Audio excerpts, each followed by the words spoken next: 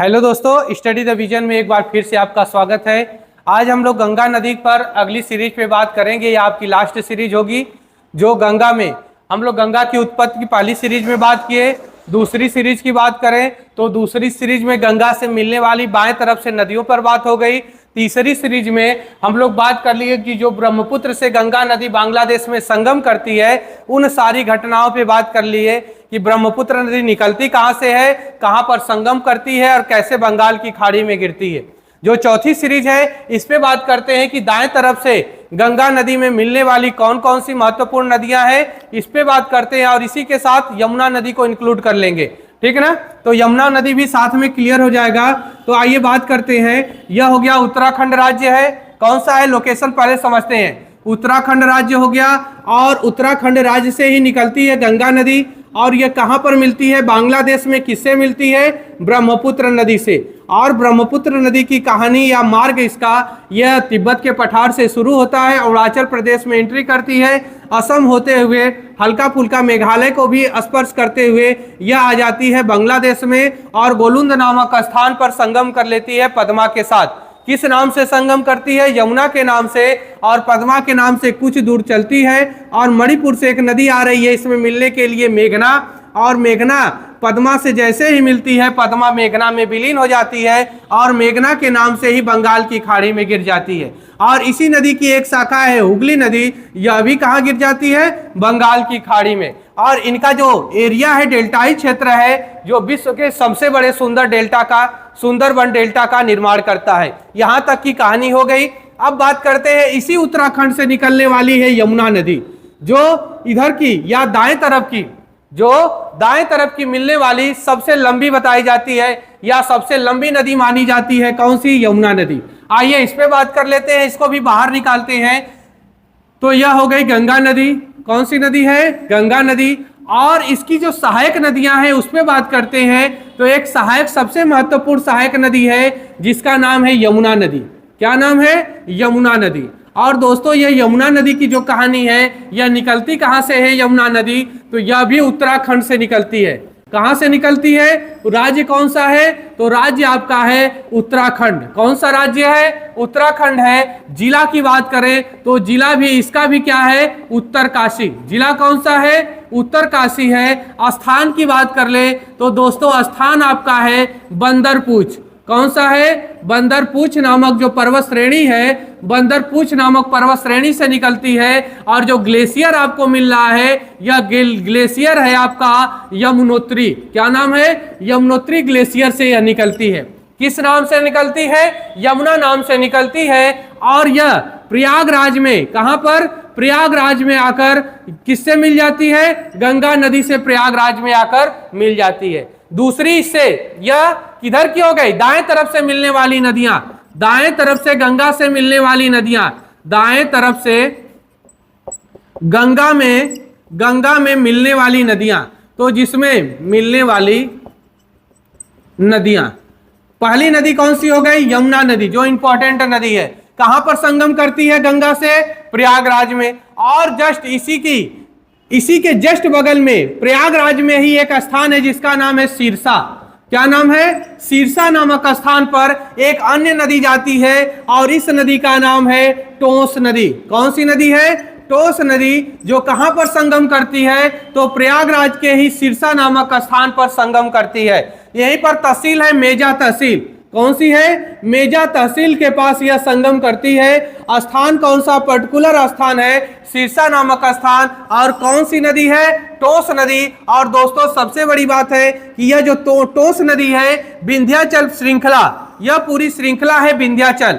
और यह विंध्याचल जो श्रृंखला है, विंध्याचल श्रृंखला में मैहर, कौन सा, मैहर स्थान है। और मैहर स्थान पर एक कुंड है जिसका नाम है शेषा कुंड या शेषनाग कुंड।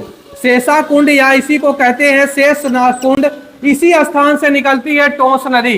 कौन सी नदी, टोंस नदी, जो कहां पर जाकर संगम करती है, सिरसा नामक स्थान पर, जो प्रयागराज का थोड़ा सा उत्तरी, क्या बोलते हैं, पूर्वी जिला क्षेत्र है, जो मेजा तहसील में पड़ता है। आगे बात किया जाए तो यहीं पर अगली नदी इसकी इंपॉर्टेंट है जिसका नाम है सोन नदी। और सोन नदी इस विंध्याचल की सबसे ऊंची श्रृंखला मैकाल पहाड़ी, जो सतपुड़ा और विंध्याचल का जो मिलन स्थल है, इसका जो उत्तरी क्षेत्र है यहीं पर है मैकाल पहाड़ी। यह पूरा है मैकाल पहाड़ी।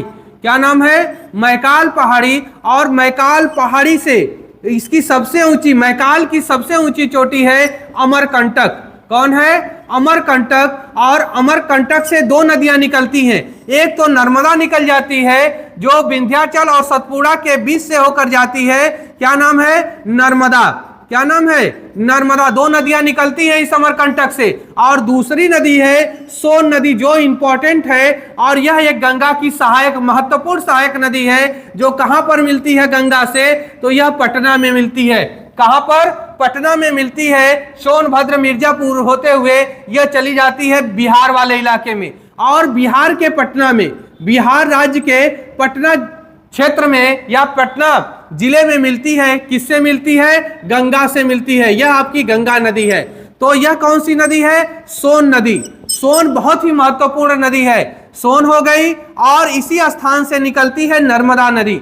तो टोंस, सोन। अब इसके बाद बात करें तो इन्हीं झारखंड वाले इलाके से, या कह लीजिए कि विंध्याचल का ही एक क्षेत्र है, बिहार वाला क्षेत्र, और यहीं से निकलती है एक नदी और, जिसका नाम है कर्मनाशा नदी। कौन सी नदी है? कर्मनाशा। और जो कर्मनाशा नदी है दोस्तों, यह चौसा नामक स्थान पर गंगा से मिलती है। फिर बात करें तो पुनपुन, जो बहुत विशेष महत्वपूर्ण नहीं है, और यह मिलती है फतुहा में। कहां पर? फतुहा में आकर मिल जाती है। किससे मिल जाती है?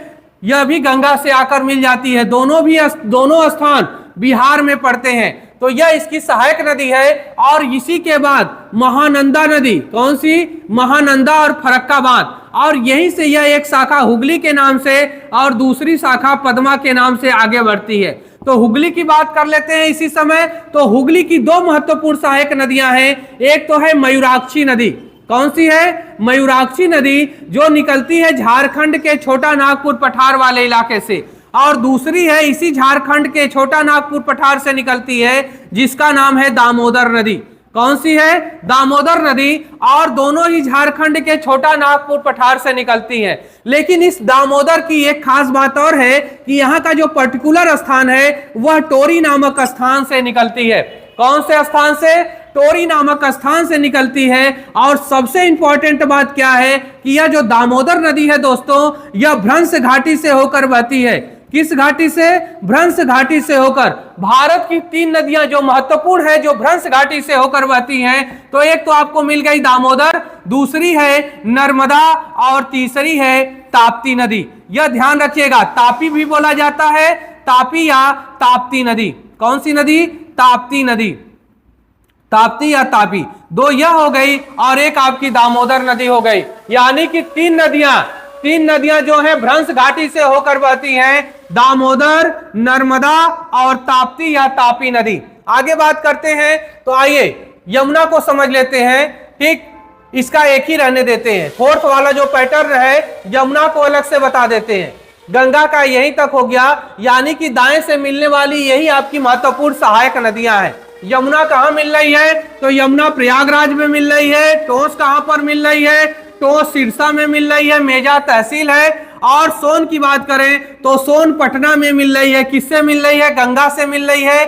फिर बात करें चौसा में कर्मनाशा है, और फतुहा में कौन है? पुनपुन नदी है। कौन सी है? पुनपुन नदी। पुनपुन नदी कहां पर मिल रही है? फतुहा में मिल रही है। और हुगली की दो महत्वपूर्ण सहायक नदियां हैं, एक तो मयूराक्षी नदी है, दूसरा दामोदर है। दामोदर कहां से निकलती है? टोरी नामक स्थान से निकलती है, और यह भ्रंश घाटी से होकर बहने वाली एक महत्वपूर्ण नदी है। इसी के साथ दो और नदियां जो भ्रंश घाटी से बहती हैं, नर्मदा और ताप्ती या तापी नदी। ठीक, यह दाएं तरफ से मिलने वाली नदी हो गई। गंगा की कहानी यहीं पर खत्म होती है। अब यमुना पे बात करेंगे, इसका एक वीडियो अलग से बना के डाल दे रहे हैं, जो यमुना नदी पर होगा। और यमुना नदी की साथ साथ इसकी दाएं तरफ से और बाएं तरफ से मिलने वाली सहायक नदियों पर भी बात कर लेंगे। ठीक, धन्यवाद।